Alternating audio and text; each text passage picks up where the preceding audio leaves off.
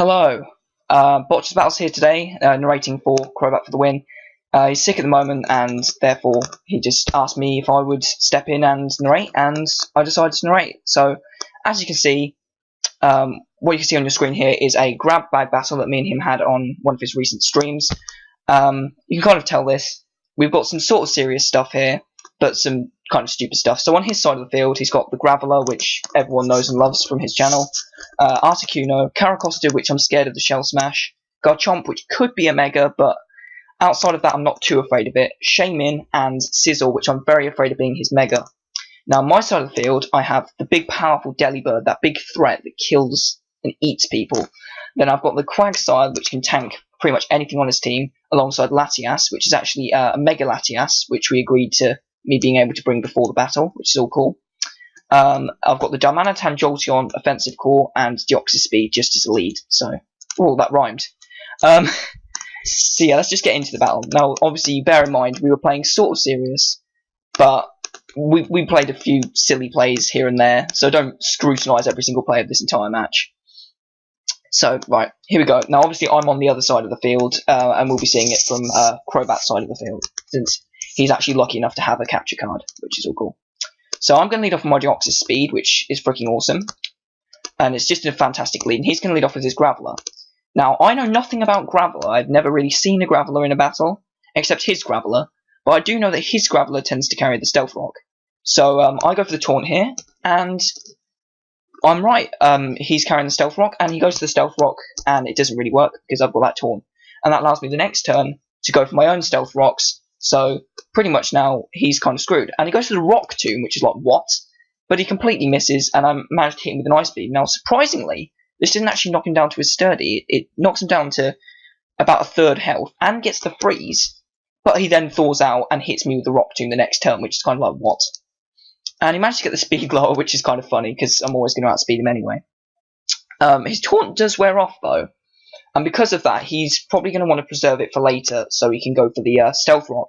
He's going to switch into Tony Danza, that big shiny sizzle, to take, well, a predicted Ice Beam. And I do indeed go for that Ice Beam. I just figured, you know, I'm a lead Deoxys speed, I have no other purpose in this battle. I might as well just do a little bit more damage before I go down. And now this is the point where I see the leftovers, and I get very scared, because bulky Scizor is a massive threat. But I do also carry the Shadow Ball, and I do some damage with it, and even get the special defense drop. But I don't know why I didn't switch out here. And either way, I go down with the Bug Bite. But to be honest, in the long run, it wouldn't have had that much more of an impact in the battle anyway. So Deoxys Speed did a valiant job. It got his rocks up, and it's pretty much, it's got him in a situation where he hasn't got his rocks up yet. So that's good enough. Now I'm going to go into my Darmanitan here, as it's a solid check and complete and utter counter to most Sizzle variants, if not all of them. And at this point, he's going to switch out into his Gravaler to take that oncoming Flare Blitz, because its physical defense is very high, especially with the Eviolite. But me being me, I predict that and go for this superpower, that big superpower, smash that Gravaler in the face, and Gravaler's going to be saying hello to the ground. And I only just have to cope with a little attack and defense drop, which is absolutely fantastic. Now, due to the fact I'm Life Orb and not like Scuff, I could potentially go for another hit, but it depends on what he switches into. Now he goes into Garchomp, and at this point, the way he's brought it in is very obvious that he's a Scarf variant anyway, and obviously it completely counters my Darmanitan set. The best thing I could do is go for the Earthquake, but that would just be stupid anyway. So I switch into my Quagsire, because that's my physical wall, and that can deal with pretty much most Chomps. And he goes for the Stone Edge, which is fantastic, because Quagsire just takes like 2 damage from that, and then recovers all that health back anyway with the leftovers. Now at this point, he's going to switch out, presumably predicting the Scald, go into his Shaymin, which for some reason I didn't predict, so I'm just going to go for the Scald anyway. So yeah, pretty much, I could have made a better play than that, but it was a very safe play, and it's probably the best play I could have made on that turn. But the Shaymin also has the leftovers, which is kind of good, because at least it's not like a Scarf or Specs variant, which is, well, is definitely more threatening to my team than a leftovers variant. Now at this point, obviously, I'm not going to want to stay in on the Seed Flare, so I'm going to switch out, and I'm going to switch into my Latias, because that's my dedicated special ball for this team, and it can deal with the predicted Seed Flare very well due to its resistance and intense special bulk. I'm not running max special defense, I don't think, but I am running some special defense investment, so I easily take that very well. Now at this point, Shaymin's going to have to switch out. It really can't do anything to me, and he's going to go back into his Scizor. I'm not really sure. Maybe he's predicting the Dragon Pulse. I'm not really sure. But most Latiases carry the HP Fire. Well, at least my Latiases. I'm not sure if everyone else does. I don't really see Latias that much. But anyway, I'm going to Mega Evolve into Mega Latias as we agreed on beforehand. It's kind of cool to use unreleased stuff. And I'm going to go for the Calm Mind. Now, a +1 Mega Latias is a huge threat. +1 special attack is going to make me do loads of damage, and special defense boost could come in very handy. Now, at this point, Crobat makes a questionable play. In the fact that he doesn't go for the Bullet Punch here. I would have personally gone for the Bullet Punch or switched out, but I presume he'd gone for the Bug Bite this turn, which allows me to take him out with the HP Fire. So Mega Latias getting a kill. Yeah, that's what you get here. He's going to go into his Garchomp here, though, and I make a very stupid play, and I misclick and go for the HP Fire, which actually allows him to go straight for that Outrage and completely destroy my Mega Latias and knock it straight into the ground from whence it came. So Mega Latias was fun. There's nothing more I can say. Now, obviously, I'm going to go into Quagsire here because this can tank Outrages all day, all night, all evening. It just tanks them for days. It gets hit in the face and it still takes it fairly well.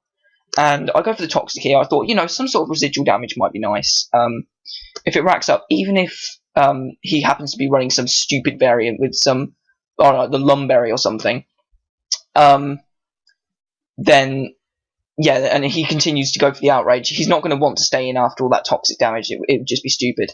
But anyway, he goes for that second turn of Outrage, and that's going to hit my Quagsire for some...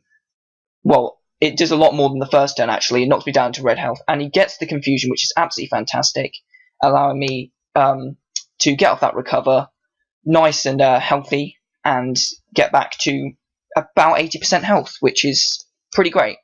Now, at this point, he's probably not going to want to stay in. I mean, there's nothing he can really do to me. 2 to 3 Outrages is not going to KO me. It's like a 4-hit KO, if that. So he's going to have to switch out here, and he's going to switch into his Shaymin again.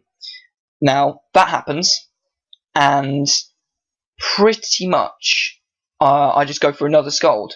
Now, at this point, I'm pretty sure I should have switched, but there we go. Life goes on. And I don't get the burn, which is surprising for me, because I always get burns with Scald. That's just how I roll with all my hacks and stuff. It's just going to play out the same as the other turn before. I'm obviously going to have to switch out, because I can't stay in on that Seed Flare. But he can't really afford to take any risks at this point. So I'm going to switch out, switch into my Darmanitan, which can obviously take 1 to 2 Seed Flares. And he's going to go straight for that Seed Flare, and Darmanitan's just going to sit there, tank that Seed Flare. Not too well, actually. It does a solid 50%, and it's going to get the special defense drop because it's Seed Flare. So that's not the greatest thing in the entire world. But at this point, I thought, you know what, I'm going to take him out with a Flare Blitz. But then I forgot, oh yeah, I'm not Scarfed, I'm actually Life Orb, and he manages to take me out with a Psychic. I don't know why he isn't carrying Earth Power, but Psychic works. And he manages to take me out. So I decided at this point, the only Pokemon that could deal with this Shaymin is the Delibird.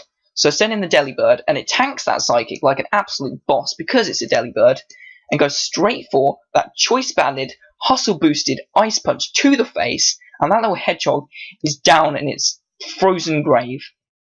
Because, I don't know, I'm just never going to let it go. Frozen memes. Anyway, he's going to go into his Carracosta, and I'm pretty scared of the Stone Edge and or other rock move that he tends to be carrying. And I'm going to go back into my Quagsire because pretty much all Carracostas are physical anyway. And he's going to reveal the Shell Smash that I was afraid of at the beginning of the match. So that happens, and at this point I'm kind of scared. I mean, I know Quagsire can deal with this quite well, but if I let him set it up too much, he could become a huge threat to the rest of my team. So I'm heavily reliant on Quagsire here to deal with this Carracosta. In addition, he also turns out to be faster even before the Shell Smash, so there's not really much I could do here. Now, he's going to go straight for that Stab Waterfall because it's nice and neutral and it's going to do some decent damage. But even after +2, it's not going to do enough to get more than like a 4-hit KO. So Quagsire's doing some work, gets off a solid Scald, and we're sort of dealing medium-sized chunks of damage to each other, which is kind of nice. but we're sort of at stalemate here. We can't really do much to each other. But I have a slight advantage because as soon as my Skull gets that burn, his Carracosta is no longer a threat to my team. Now he's going to go for another Waterfall here. I was kind of scared he'd get a flinch, but he doesn't. I go straight for that Scald, and I do manage to get that burn, which is absolutely fantastic. So this is obviously negating the leftovers recoil, the leftovers recovery as well, and halving his attack. So his Shell Smash is pretty much negated now. And I'm no longer scared of this. Or in addition, it's also on really low health, so I have no reason to be afraid of this Carracosta anymore. However, that does mean I have to take another Waterfall. But my Quagsire does just manage to take it because it's a Quagsire and it's able to get off that lovely recover, which is absolutely fantastic. So that happens, and Carracosta is getting worn down even more. Now this next turn, Carracosta is going to have to go down. There's nothing he can do here. There's no reason he can. There's no reasonable play or reasonable switching he could use for this later in the match. He's pretty much going to have to Death Fodder it, so he's just going to go straight for that Waterfall. That's going to do some decent damage. No, that wasn't decent damage at all. And I'm going to reveal I actually have the Earthquake here because I'm mixed Quagsire because I'm cool like that. And I just decided to take him out. So there we go. Carracosta's out of the match, and that's the biggest threat in his team gone. And Quagsire's still sitting here looking really, really healthy, actually. So next up is the Chicken. Now in comes the Chicken, and I'm very scared of the Chicken. Chicken is a very, very scary thing. And this Chicken is his Articuno. Now it takes half damage from the Stealth Rock, which is nice. But at this point, I'm kind of afraid of the potential Freeze Dry. So I decided to switch into my Delibird, because Delibird's a Delibird, and it kind of needed to be Death Fodder. It was the only thing I could really have to Death Fodder to that Freeze Dry. But it turns out he actually goes to the Roost, and I decided to just go for the Ice Shard for some decent damage. And I get a crit, but it doesn't really do that much. And Articuno reveals it actually has the Ice Beam, not the Freeze Dry. But it still manages to take that Delibird out. So it's a shame that Delibird had to go down, but life goes on. Now, he actually reveals his Life Orb here, which kind of scares me. But it doesn't scare me that much, because I have the Jolteon. Now, this Jolteon is the GBA MVP. The same Jolteon that led the Nidokings to victory in Season 1 of the GBA. I'm going to go straight for that Volt Switch, take out that Articuno, like absolutely nothing, and switch out. Now, that's all Jolteon does. Switch in, get killed, switch out, switch into that Quagsire again. You see how this team's working now. Absolutely fantastic for me, because nothing on his team can deal with Quagsire that well. And he's going to go back into his Garchomp, which is even better, because his Garchomp can't do anything to me. He's going to go straight for that Outrage again. And Quagsire's just going to sit here, being a Quagsire, just derping around, having fun, splashing around in the nice little swimming pool. And I'm going to go straight for that Earthquake, which is nice and lovely, and just get that leftovers recovery off. It's pretty interesting how the next couple of turns play out, though. Now, he's on very low health, and I'm on very low health. At this point, I'm not sure if I can take another Outrage. And I'm pretty sure, yep, I go down this turn. So I'm thinking at this point, what else have I got to take this Garchomp? I've literally got nothing to take this Outrage. And my last poke is this Jolteon. So if he's Scarfed with a plus speed nature, he could potentially outspeed me. But I'm also Scarfed plus speed nature, because I run Scarfed Jolteon because I'm cool. And I managed to go straight for that Shadow Ball and take him out. So that's a very, very close match. Very fun. I had tons of fun playing this on the stream. So yeah, there's that. Pretty fun. Not too competitive, but there were some pretty fun moments in there. So yeah, until next time, subscribe to Crobat for the Win for more awesome Wi-Fi battles, more Gravaler, more fun times and live streams. And if you're interested, go to my channel, BocciasBattles. I'm sure Crobat will leave a link in the description below, and check out some of my content. So until next time, BocciasBattles out. Peace.